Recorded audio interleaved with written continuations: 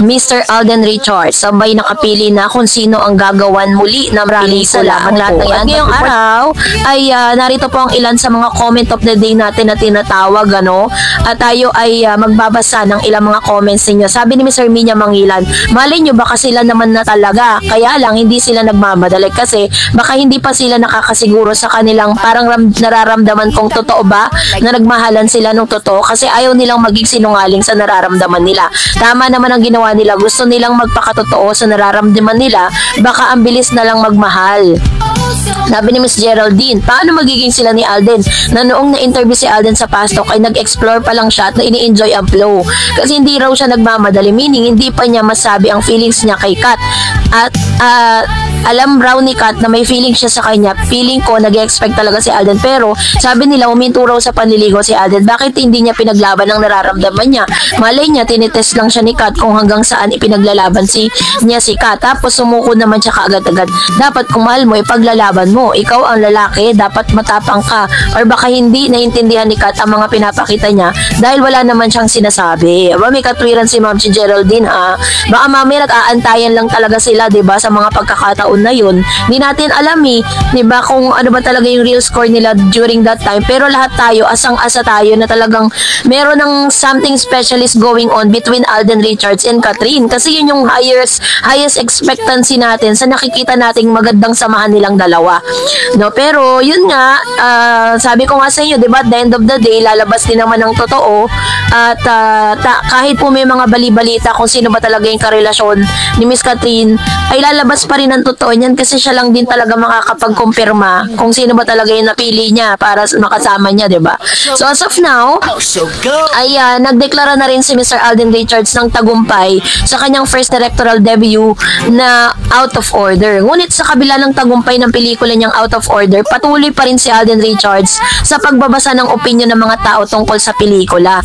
So isang breakthrough para kay Asia Multimedia star Alden Richards ang kanyang directorial debut para sa drama thriller film na Out of Order. Sa panayam kay Alden ni Nelson Canlas sa 24 Oras Weekend nitong Linggo, October 12, sinabi ng aktor na malaki ang pasasalamat niya sa ilang taong pagmamasid ng mga kaganapan sa likod ng kamera.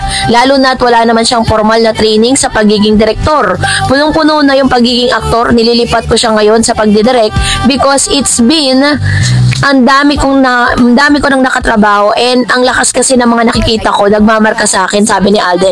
Eventually, nagiging stock knowledge ko pala siya and all of a sudden, it was applied when I did Out of Order. So, sinasabi ni Alden Richards dito na lahat ng mga natutunan niya doon sa kanyang mga past project, mga nakasama niya, dito niya po talaga ibinuhos lahat, diba?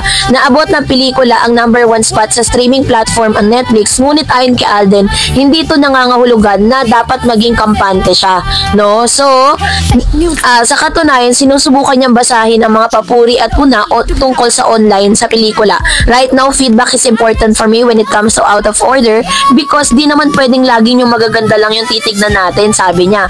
It takes us good points to learn, sabi ni Alden. I filter and I take it into account para at least for the next maswabe na yung storytelling pagpapatuloy ng aktor. Yan ang maganda kay Mr. Alden, diba? Napaka-positibo niya. Pero sa isang interview, inamin ni Alden Richards na gagawa na siya ng second movie niya which is ang magbibida si Miss Barbie Forteza. Marami po ang mga marami pong nag-react lalo-lalo na mga kat din kasi we are expecting na si Alden Richards ay gagawa ng pelikula sana na ang kanyang gagawan ay walang iba kundi si Catherine. Maganda sana yon, diba?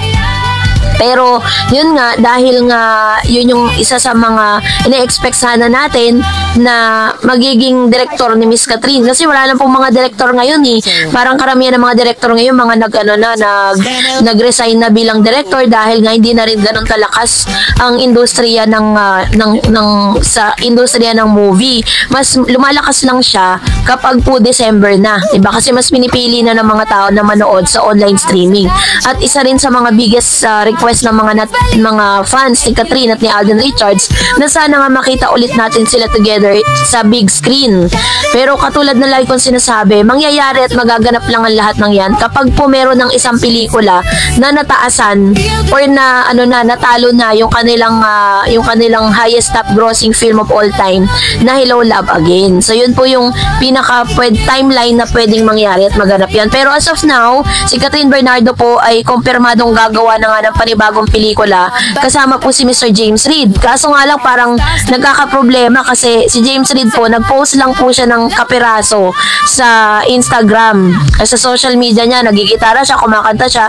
Yung kumbaga parang feel good vibes lang. Pero ang dami pong mga bashers. So ngayon syempre mag-iisip ngayon ang mga ABS-CBN kung itutuloy pa ba talaga nila yung yung movie or serye nilang dalawa sa dami po ng mga bashers. Pero anyways, nadami rin naman po talaga ng supporters ni Miss Catherine Bernardo. I know na magiging matagumpay na rin naman po ito. And parang siya, a breath of fresh air, 'di ba?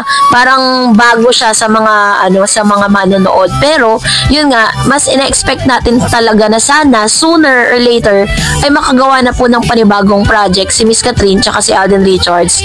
At ang request sana natin si Alden mismo ang mag-conceptualize kung ano yung pinakamaganda na movie para sa kanilang dalawa, no?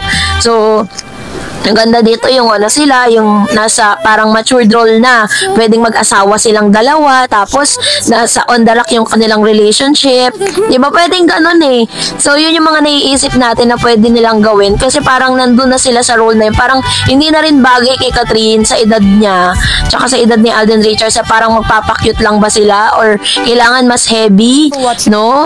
Katulad po ng isa sa mga pinuproduce ngayon ni Mama Min, yung Anne Mary, di ba, ni Miss Angelica Panganiban. Medyo mature po yung yung pelikula na yon, which is it's about parang sa mag-asawa na rin, ganon.